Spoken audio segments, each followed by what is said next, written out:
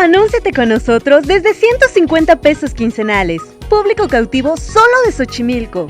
Pregunta sin compromiso. Mundo Xochimilco, tu radio local. Y estamos de regreso aquí en tu programa Cartas sobre la Mesa, en la entrevista a Jorge Velázquez Carmona, quien aspira, pero eso lo vamos a decir hasta la tercera cápsula. Jorge, Xochimilca, Santa María Tepepan, formado en el ITAM. Platícanos tu formación laboral, dónde empezaste a trabajar, qué has hecho, te titulaste a los 23, 24, ¿qué edad? A los 25. Me tardé porque te decía un año. Pero ya habías trabajado antes, ya, ¿no? no. O sea, yo empecé a trabajar desde los 19. ¿Y de dónde empezaste? Empecé abajo, empecé como se debe y como se aprende. Empecé yendo a Chalán en una empresa de conmutadores en aquel entonces. Todavía esas líneas y esos cablecitos súper delgaditos que había que llevar del conmutador hasta la oficina del director general para que pudiera levantar el teléfono y saber quién estaba en la recepción. Empecé de chalanera, yo muy delgadito, ya no tanto, y entonces me metía entre los muros, en los ductos. Esa era mi primer chamba, y empecé así, y luego nos dieron la oportunidad de tener comisiones por venta, y entonces ahí fue donde me moví y donde encontré realmente un ingreso que me diera la oportunidad. Eso te estoy hablando, fue mi primer trabajo, en el verano, entre el primer y segundo semestre de Chalán. Y ahí tuve la oportunidad, ya en el ITAM, de conocer a una organización dentro del ITAM que me permitió ponerme a trabajar y de ahí sustentar la carrera. En esto, lo que tenía yo que hacer era dar pláticas de lo que era el ITAM, de lo que eran las carreras, lo que es la vida universitaria, y me pagaban por eso. Y a mí me encanta hablar, entonces era un trabajo que se me dio bien, y también nos daban así ciertas comisiones y llevábamos algunos alumnos interesantes, etc.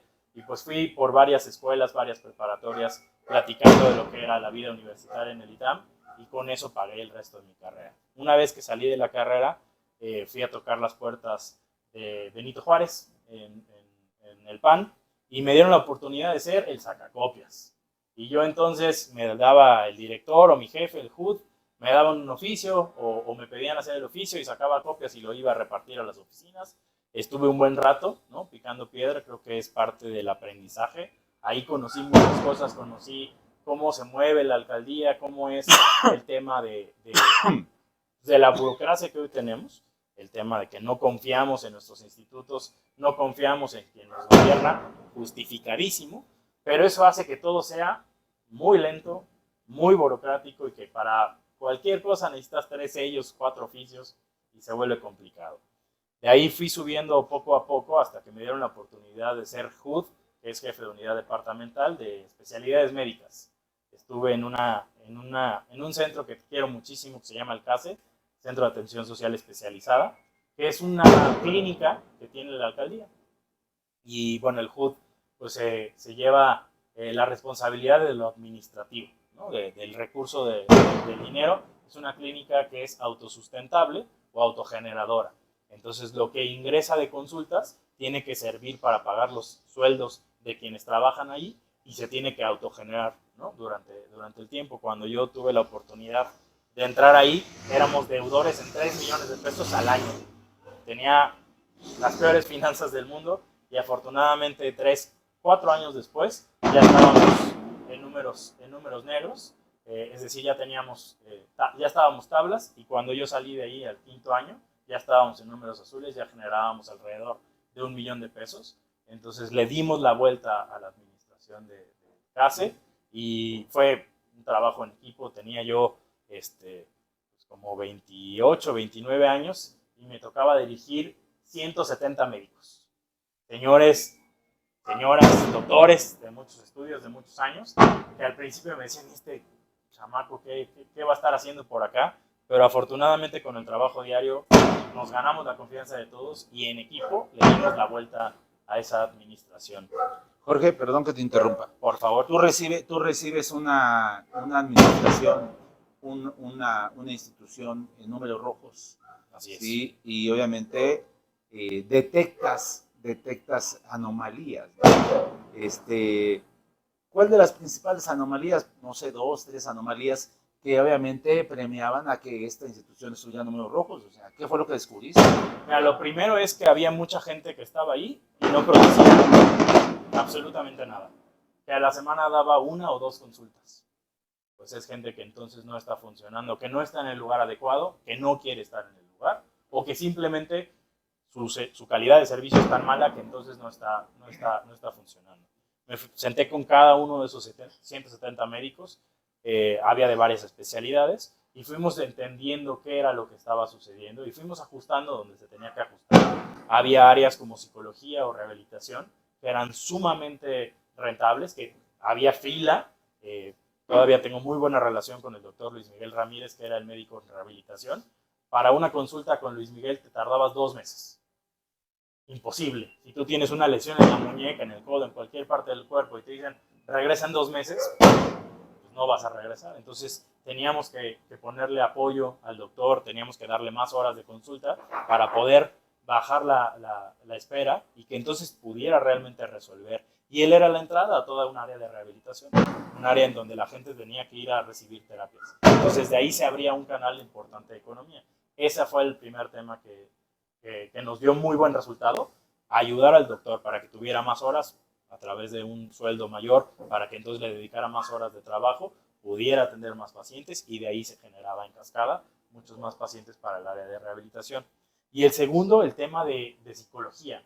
Yo estoy seguro y siempre lo diré, todos necesitamos de un psicólogo que nos ayude, que nos oriente, que nos cure las heridas que podamos llegar a tener.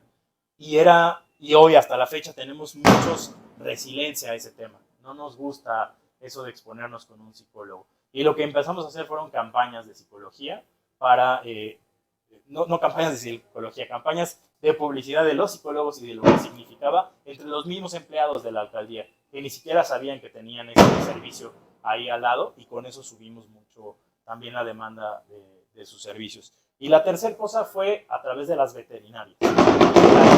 La alcaldía tenía 2 centros veterinarios que la gente creía que eran rastros básicamente, o que iban a ser las perreras municipales que conocíamos anteriormente, donde iban a agarrar a los perritos de la calle y quién sabe cuál iba a ser su suerte. No, en la alcaldía teníamos 2 veterinarias en donde se les daban consultas a los animalitos que tenían dueño y a los que no, ¿no? Ahí ese era nuestro trabajo, llevar a los perritos de la calle para que no tuvieran enfermedades transmisibles, ¿no? Rabia, etc. Entonces ahí descubrimos también un gran mercado que no estaba siendo explotado de manera correcta y empezamos a hacer campañas de esterilización. La Secretaría de Salud tiene una meta anual de esterilizaciones. Nosotros en un solo fin de semana rebasamos 3 veces la meta anual de la Secretaría de Salud. Ahí en el CASE hicimos una jornada en donde llegaron 3,000 perros. Wow. Entre 3,000, son 3,000 animalitos, perros y gatos, que llegaron a esterilizarse en un fin de semana. Hicimos una organización en donde buscamos apoyos de veterinarios, de las universidades, de empresas relacionadas y que nos ayudaron a, en un fin de semana, esterilizar a 3,000 animalitos. Y esa fue otra de las aperturas que tuvimos para que más gente se acercara a la alcaldía y confiara en los servicios que teníamos. Esos 3 serían los que yo te podría presumir. Y obviamente también, lo debo decir, encontramos algunas cosas no muy buenas. En la alberca olímpica, si tú quieres participar en la alberca olímpica, tienes que hacer un examen médico para ver cómo están tus facultades, si puedes o no puedes nadar, si puedes o no correr, etc. Y si no, te vas a quedar ahí en el intento. Bueno, esa parte estaba muy descuidada. Y entonces, quienes estaban al frente, me refiero a los operativos, pues reportaban la mitad, y tal vez me estoy dando muy buena onda, de las consultas. Y lo demás, pues se perdía. Entonces, bueno, pues pusimos controles para que eso no sucediera y para que entonces todo el dinero realmente ingresara a donde tenía que ingresar y entonces se pudiera generar. Era muy evidente cuando uno revisa los números de la alberca olímpica y el número de usuarios que hay en la alberca olímpica, que no cuadraba con los informes que les pedía yo a los doctores, y ahí, bueno, pues pudimos hacer el cruce. Y ahí es donde me regreso un poquito al tema de mi formación. Si no lo mides, no lo vas a poder mejorar. Correcto. Así Oye, fue. Jorge, después de que adquieres esta gran experiencia, porque pues es una gran experiencia, ¿qué siguió para ti? De ahí tuve la oportunidad de que aquel entonces diputado Andrés Ataide me invitara a trabajar con él en el Congreso, en la séptima legislatura, ya extinta legislatura, en la séptima ahí estuvimos, y me dio la oportunidad de ser el secretario técnico de la Comisión de Hacienda, la comisión en donde se dictaminan los ingresos de la ciudad y de dónde se va a obtener el recurso a través de los impuestos, los aprovechamientos y todo lo que el gobierno cobra. Esa parte me tocó llevarla a la parte técnica, es donde se hace el código fiscal y donde se hace la ley de ingresos. Es realmente un trabajo arduo que nos tomó por sorpresa porque el primer año el diputado entró en octubre, en noviembre nos dicen que él va a presidir la comisión y pues fue ponernos a trabajar a marchas forzadas para en diciembre dictaminar la ley de ingresos y el código fiscal del siguiente año. Y fue una tarea titánica que sacamos a flote y en donde realmente creo pudimos ayudar mucho a los ciudadanos, a los que vivimos en la ciudad, con modificaciones en las tasas impositivas, evidentemente hacia abajo, y algunas otras cosas que pudimos hacer para beneficiar. Y atacábamos mucho el tema, por ejemplo, del agua, que es un tema fundamental y en donde se ha utilizado tristemente como un botín político, y entonces no genera recursos, y entonces el tema de aguas siempre está en números rojos. En esa parte, la última, me dijiste que fue la última legislatura. Así es. Se convierte ya en Nueva Ciudad de México. En 2015 es donde viene la reforma, nosotros entramos en 2015, todavía fuimos el periodo de la transición. En 2018 es cuando ya se vuelve el Congreso y empieza todo este tema, pero ya nos llamábamos Ciudad de México entonces, en ese entonces, y empezamos a cambiar todas las leyes, una actualización de Distrito Federal a Ciudad de México. Correcto. ¿Cómo influye tu trabajo? ¿Cómo sientes que influyó tu trabajo en esta nueva constitución? Mira, lo que más te puedo presumir y de lo que más orgulloso estoy es que a partir de ese momento tenemos una semi-coordinación fiscal en la ciudad. Y digo semi porque seguimos teniendo impedimentos legales para los gobiernos locales, para los gobiernos que serían municipales. Mientras nuestras alcaldías no sean municipios y se rijan como municipios, va a ser poco difícil que podamos tener una coordinación fiscal adecuada. Antes, los recursos del gobierno de la ciudad a las alcaldías se repartían con 0 criterios. Era un criterio político, era a ver quién le rogaba más. Así de fácil, así de sencillo. No había un piso y no había certidumbre.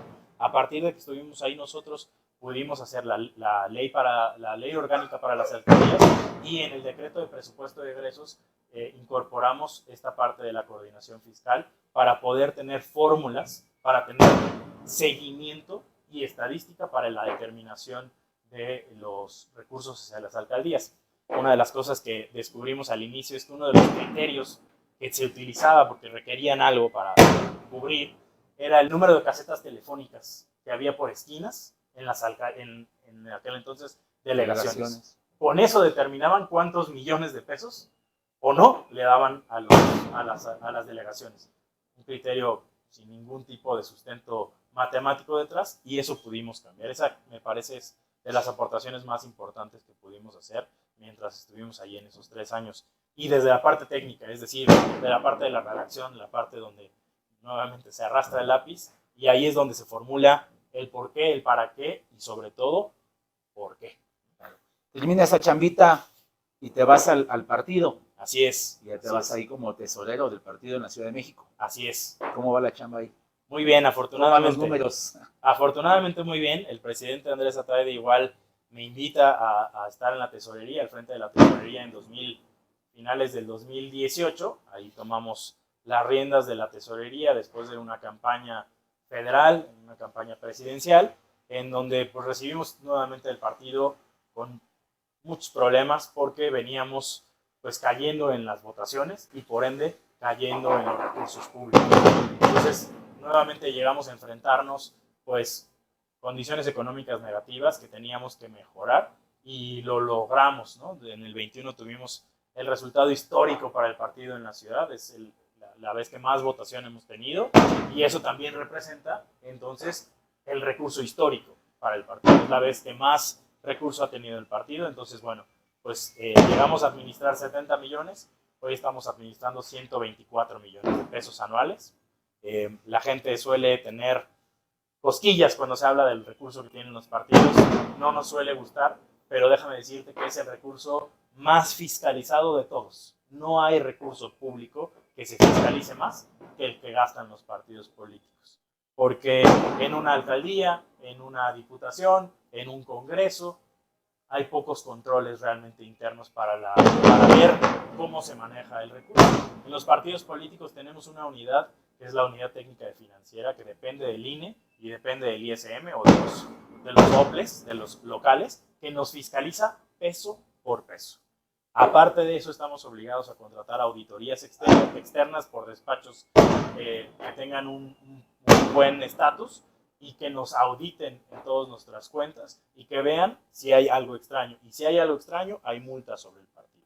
Y si hay transparencia, ¿no? Y que haya transparencia. Nos multan si no tenemos transparencia. Hoy, afortunadamente, el partido es el partido más transparente en la ciudad. Ha sido algo difícil porque ha sido un choque para todos quienes trabajamos aquí de repente, abrir de par en par las puertas de la transparencia y decimos todo, absolutamente todo lo que nos contestan, aunque no estemos obligados. En la semana recibí una solicitud muy amable en donde me decía, no me remitan a ninguna página, pónganmelo por escrito. Hay una ley que nos permite remitir si la información es pública. Dijimos, por supuesto, que vamos a atender la solicitud del ciudadano y se lo vamos a poner aquí, firmado por escrito sin ningún problema porque no tenemos nada que esconder. ¿Para qué lo esconderíamos entonces, ¿no? Entonces, hemos avanzado mucho en el tema de la transparencia y creo también que la ciudadanía ha avanzado mucho porque recibimos por lo menos 20, 30 solicitudes de transparencia a la semana en donde nos piden información de absolutamente todo, sueldos, en qué gastamos, por qué, con qué proveedor, etc. Entonces, realmente es un trabajo, es uno más de los trabajos que hay que hacer al frente de la tesorería, pero que hoy estoy muy orgulloso de decirte que se contestan todas en tiempo y forma y con toda la transparencia hacia la ciudadanía interesada. Jorge, pues una gran experiencia hasta tus 38 años. La verdad es que has tenido pues plataforma para desenvolverte, para desarrollarte y tomar más experiencia, ¿no? Que es lo más importante. Jorge, vamos a tomarnos un descansito, ahorita regresamos. No se vaya, que es el programa Cartas sobre la Mesa. Estamos en la entrevista con Jorge Velázquez Carmona, quien aspira a un cargo. Ahorita les vamos a platicar en la tercera cápsula. No se despegue, regresamos. Anúnciate con nosotros desde 150 pesos quincenales. Público cautivo solo de Xochimilco. Pregunta sin compromiso. Mundo Xochimilco, tu radio local.